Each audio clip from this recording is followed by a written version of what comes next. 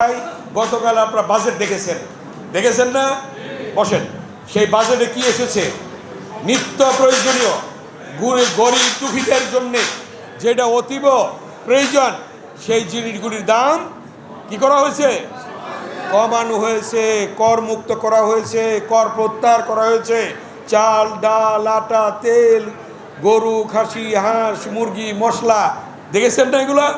এবং আরও নিত্য প্রয়োজনীয় যে সকল জিনিস আছে গরিব দুঃখীদের জন্য প্রয়োজন, সেই বাজেটে সেটা প্রতীয়মান হয়েছে যে এই সরকার গরিব দুঃখীর সরকার, এই সরকার জনগণের সরকার, এই সরকার জনগণের পাশে আছে, জনগণের পাশে থাকবে।